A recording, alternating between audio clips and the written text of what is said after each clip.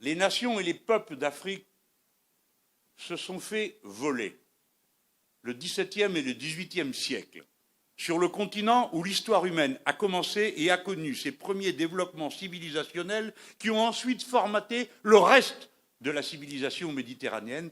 Je pense à l'Égypte antique. Vous vous êtes fait voler le XVIe, le XVIIe siècle et une partie du XVIIIe par l'esclavage. Puis le XXe par la colonisation. Je ne donne pas de leçons, je fais juste la remarque. Les médias actuels ne portent leur attention sur l'Afrique que pour donner des mauvaises nouvelles.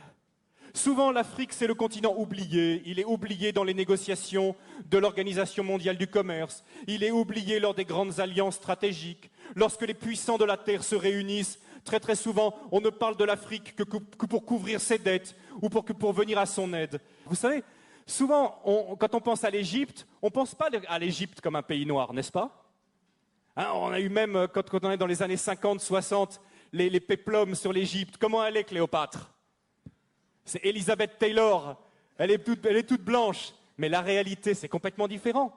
Toutes les recherches historiques ont montré qu'à l'époque de Moïse, ont montré qu'à l'époque biblique, l'Afrique était un pays noir. Et d'ailleurs, il suffit de regarder les hiéroglyphes aujourd'hui pour voir toutes ces femmes égyptiennes avec les cheveux tressés qui ressemblent à s'y méprendre aux Peuls du Sénégal. Des recherches ont montré que les Peuls du Sénégal, pour ceux qui les connaissent, sont parmi les descendants les plus directs des Égyptiens. Les travaux, entre autres, du professeur Cheranta Diop et d'autres ont montré que l'Égypte était un pays noir, que l'Éthiopie était un pays noir et que la Libye était un pays noir. On l'appelait la Cyrénaïque, avec la ville de Cyrène, ou la Tripolitaine. C'est un pays noir. Et j'aimerais bien, justement, aujourd'hui, quand on pense à l'Afrique, on pense à quoi? Honnêtement, quelles sont les images qui viennent à nous? Nous qui sommes ici en Alsace. Je ne sais pas vous qui regardez Internet là. Mais on pense à des guerres, on pense à des catastrophes, on pense à des famines, on pense à des ennuis sociaux. Voilà les premières images qui nous viennent lorsqu'on pense à l'Afrique. Est-ce que vous savez que pendant plus de 1000 ans, c'est l'Égypte qui a nourri tout le bassin méditerranéen par son blé? L'Égypte possède un cadeau de Dieu extraordinaire qui s'appelle le Nil, qui est probablement le fleuve le plus extraordinaire du monde, un fleuve qui vient du lac Victoria au Kenya et qui coule dans un delta. Ce sont qui donnent la possibilité de faire du jardinage de façon extraordinaire. Le Nil, c'est un cadeau de Dieu. Le Nil, c'est ce qui permet à l'Égypte d'avoir toujours été riche. Et quelque chose de très intéressant aussi, ce sont les Égyptiens qui ont inventé le jardinage. Les pastèques que nous mangeons en été, ce sont les Égyptiens qui l'ont cultivé les premiers. À l'époque, l'Égypte était la première puissance économique du monde. Aujourd'hui, l'Afrique est la dernière puissance économique en tant que continent. Mais il n'en a pas toujours été de même. Ce qui se passe aussi, c'est que l'Afrique était la première puissance militaire à l'époque. À l'époque, l'Afrique était une puissance militaire qui faisait trembler.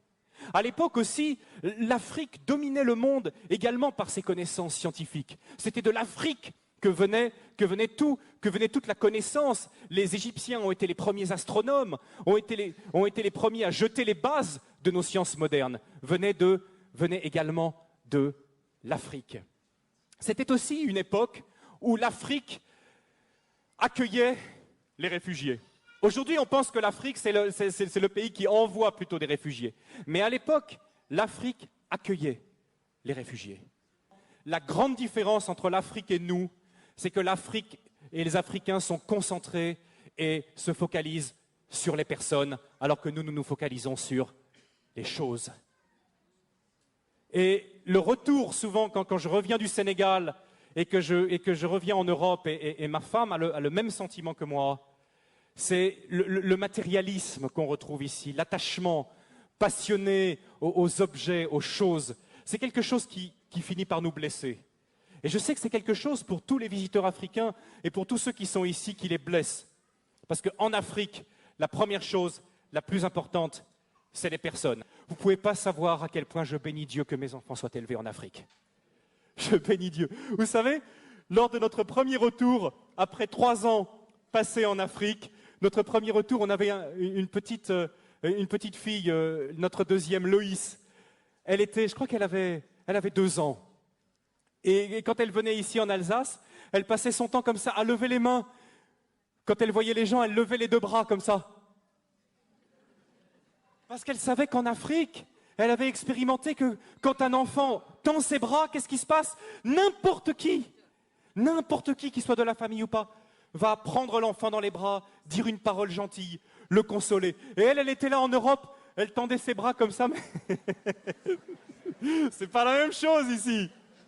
C'est pas la même chose. Grandir en Afrique, c'est grandir dans le continent le plus humain, le plus chaleureux et pour moi le plus merveilleux qui se puisse être. Je remercie. Encore une fois ce matin, je profite de ce passage, je dis merci à l'Afrique. L'Afrique est le continent le plus humain du monde. Alors bien sûr, chez nous, ça nous a apporté beaucoup.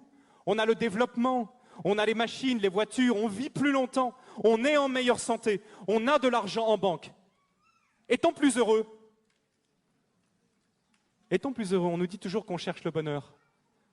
Et je partage quelque chose aussi avec vous ce matin, c'est que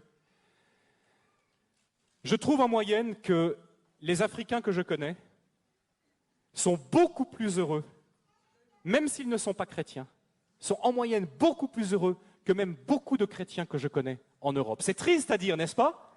Mais nous sommes tellement soucieux. Et si nous regardons bien d'où viennent la plupart de nos soucis, viennent souvent de questions matérielles. Questions d'argent, des questions de travail qui nous minent. Mais les Africains que je connais, même s'ils ont des situations beaucoup plus difficiles, ni sécurité sociale, pas beaucoup d'accès aux médicaments, compte en banque, la plupart du temps, rien du tout, mais heureux de vivre et reconnaissant pour les petites choses.